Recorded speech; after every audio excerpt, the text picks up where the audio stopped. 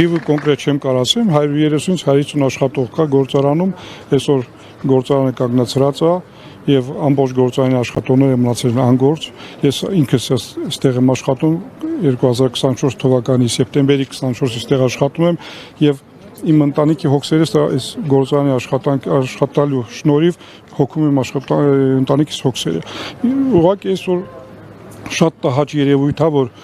քաղաքականության պատճառով մի մարդու են ձերբակալում ու ամենավերջի հանցագործի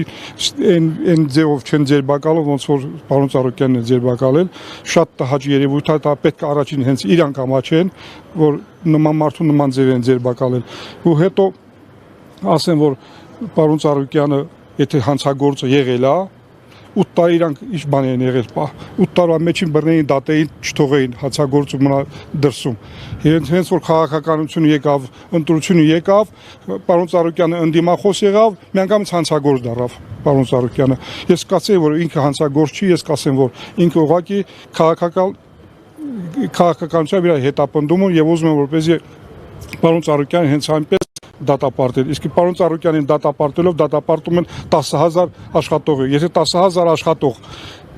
այդ թվում նաև մեր գործարանի աշխատողները, դե չեն աշխատում, ապա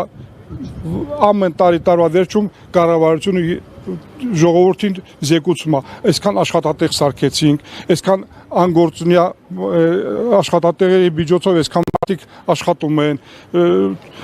այս տարի ինչ են ասել, այսքան աշխատատեղ փակեցինք, ամոթ չի բա,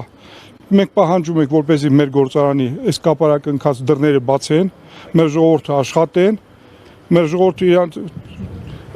աշխատանքը իրաց տները բան, ոչ մեկը չի գնալու ուրիշ տեղ աշխատանք փնտրի կամ չի գնալու մուրալու,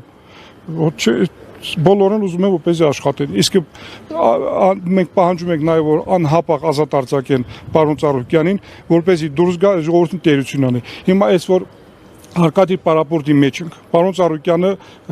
էլի ես համոզված եմ, որ կարող է դուրս գա ու այսքանին վարձատրի, բայց որ այդ մարդը չվարձատրի, պետությունը պարտավոր է, այսքան պարապորտի վնասը վերականգնի, ժողովրդին վարձատրի, անելու են իրանք։ Ես կարծում եք կվերականգնի պետք։ Ես չեմ կարծում որ իրանք կվերականգնեն, իրանք մենակ կարող են խլին։ Ես լսել եմ որ ասում են ժողովուրդը տուգանքի մածիրաչին։ Դե այնա սոցիալական բաներ կա, չէ, սոցիալական հարցումներ կա կամ թե չէ, իրանց տվյալները ունեն։ Մի հատ վերցնեն նախկին 10 տարիների ընթացքում ինչքան մարդ Հայաստանում տուգանվալ, հիմա վերցնեն 8 տարվա մեջ ինչքան է տուգանվալ։ Եվ մի 10 անգամ ավելի շատ։ Չի կարելի ժողովրդին անընդհատ տուգանքի մածիրացակալ, բայց ամենուրեն տուգանքի մածիրաչում։ Թող այդ մարդուն ազատ արձակեն, ինքը իրան գործերը շարունակի, ժողովրդին նորմալ պահի, նորմալ էլ պահում էր։ Ես ուրիշ բան չեմ ուզում ասեմ, այնքան բան կա ասելու չես կարող մի անգամից մի րոպեի ամբողջ այդ իր կատարած աշխատանքները ներկայացնես, բայց ես մի բան գիտեմ, որ ես Արցախից տեղահանված եմ 23 թվականի սեպտեմբերին տեղահանվելուց հետո մի տարի դռնեդուռ եմ ընկել, ոչ միտեղ չեմ կարողացել մտնեմ աշխատանքի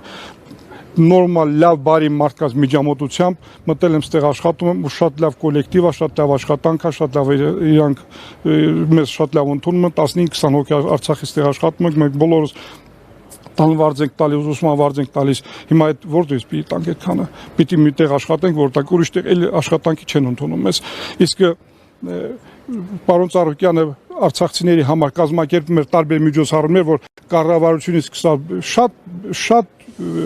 խոշոր բիզնեսմեններ կան, շատ խոշոր գործարարներ կան, մեկը ռիսկ չէր անում Արցախի անունով բարձրացնել, բայց պարոն Ծառուկյանը ասաց, որ արցախցիները պետք է ապրեն Հայաստանում, արցախցիներին պետք է ապրեցնենք Հայաստանում, արցախցիները որպեսզի դուրս չգան, որ հետո Արցախը հետ վերադառնալու ժամանակ արցախցիներին կարողանանք հետ վերադարձնել Արցախ։ Այդ մասին ոչ մեկը չի ասել, բացի ինքը։ Կազմակերպում էր միջոցառումներ, որ արցախցիների ջահելները հավաքվեն,